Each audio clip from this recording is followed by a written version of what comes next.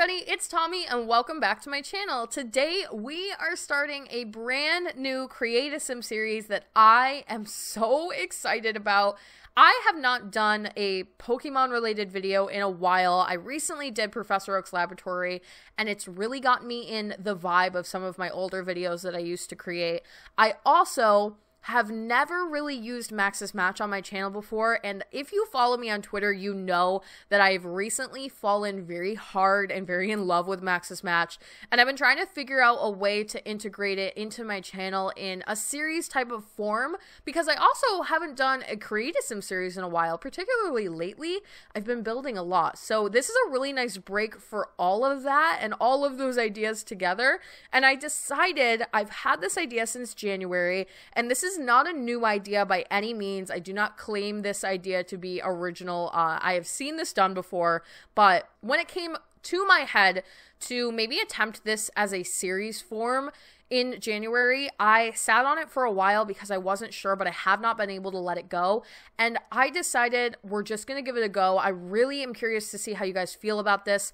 I do not claim that I'm going to be completing all the way through the original Pokemon, but I will say, if you guys love this series, I am more inclined to do so, and right now I'm really feeling it. You're probably going to see quite a few of these videos coming out quickly because I am currently bulk recording for a move that I'm going through, and these are really quick for me to do and fun, and I love the way they come out. So we are starting with the Bulbasaur family, the Bulbasaur line 1, 2, and 3, and I do plan to do them in groups like that. I think it makes the most sense. So the next video will be the Charmander line.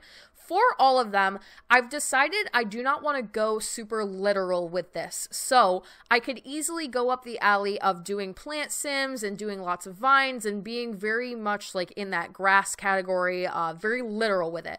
But I want these to be playable sims that just look maybe a little bit more strange than your average ones. I want them to have the idea or a good representation of the Pokemon that they're based after, but not literally look like them, because that's not fun to me. So this is based on Bulbasaur, and I love the idea of using the skin tone as the primary color of whatever the Pokemon is. So for Bulbasaur, he comes in this beautiful green shade, and Bulbasaur is a starter Pokemon, one of my favorite and my actual favorite starter Pokemon. So I wanted to go very basic for her sim, being a short, basic clay hair. And yes, I said clay, believe it or not.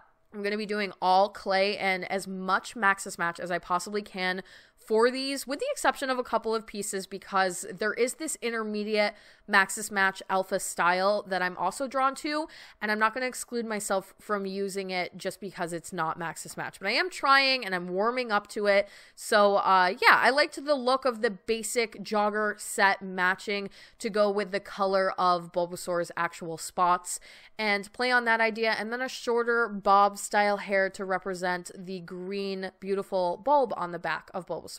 And then we are moving on to Ivysaur. So Ivysaur comes in a bluish color with darker blue spots all over. So I picked this bluish skin tone with the red eyes, and all of the Bulbasaur line has red, beautiful eyes.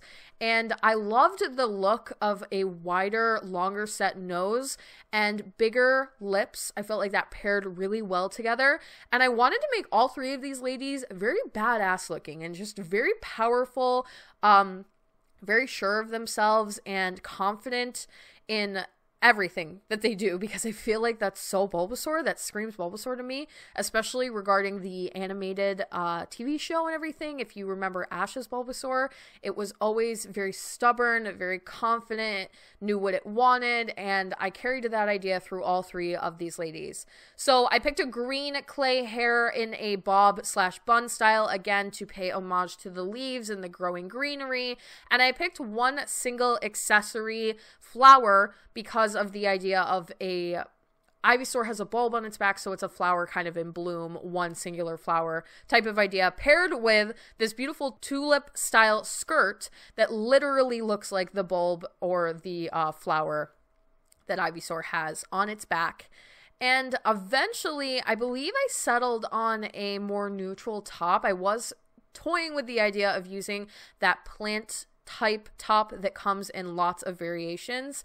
It's not necessarily Maxis Match, so I was trying to lean a little bit more towards something that maybe looked a little more Maxis matchy, but again, I'm not going to restrict myself. That's not the point of this series. It's just to have a little fun and do something that I'm really interested in. And then I found this amazing set of leggings that comes in 3 color swatches, one for each of the 3 of them, and they come in various shades and they have the correct spots on the legs. So I paired those in the Ivysaur version with her as well, and I didn't use them on Bulbasaur because it wasn't working with the outfit choice that I decided to go with, but those are really, really cool, and I found quite a few pieces like that for different Pokemon, so I have like a lot of stuff in reserve to continue this series if I'm really feeling it, and currently I am, so I'm really excited about this overall.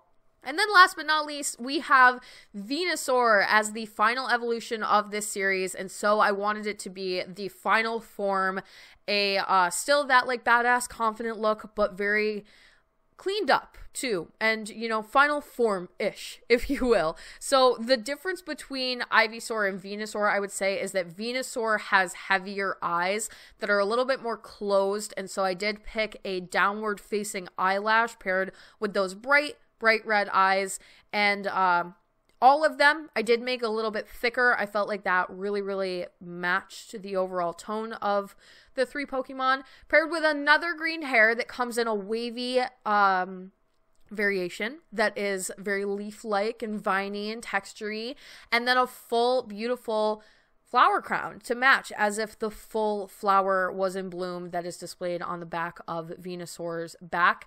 And then I found this gorgeous dress that came in a similar color swatch to her actual skin tone. There was actually one that came in the exact color swatch, but I decided to go one color up to give a little bit of definition to the actual body, and I felt like it just fit so much from the evolution of the last outfit to do a more cleaned off looking dress, paired with some heels and some general jewelry. And that is the Bulbasaur line. Look forward to Charmander in a couple of days and all of those guys, and let me know what you think of this series. How did I do? Which Pokemon are you excited to see if I continue going with this? Thank you guys all so much for watching. Don't forget to like and subscribe. Hit that little bell icon below to turn on post notifications so you can get updated every single time I post, and I will talk to you all in the next one.